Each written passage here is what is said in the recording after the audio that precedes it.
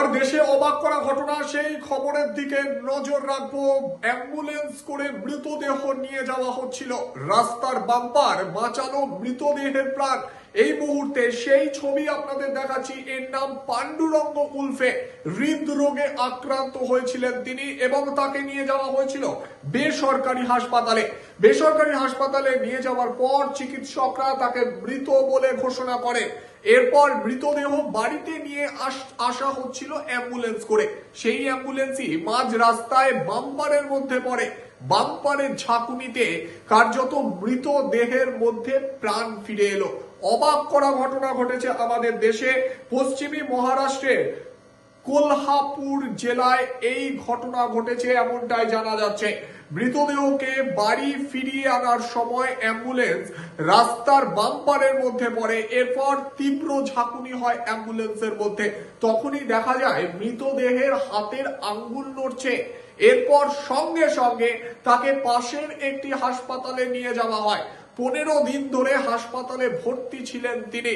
এই মুহূর্তে যে খবর, সুস্থ স্বাভাবিকভাবে বাড়ি ফিরলেন পাণ্ডুরঙ্গ। এই মুহূর্তে তার ছবি আপনাদের সামনে তুলে ধরছি। 65 বছরের পাণ্ডুরঙ্গ উলফে এই মুহূর্তে তিনি বাড়ি ফিরে এলেন, যাকে কার্যত 15 দিন আগে মৃত বলে ঘোষণা করে হাসপাতাল।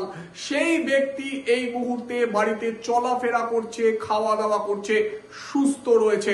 কার্যত রাস্তার বাম্পার এবং সেই বাম্পারের তীব্র ঝাঁকুনি, নতুন ভাবে জীবন ফিরে পেলেন উলফে।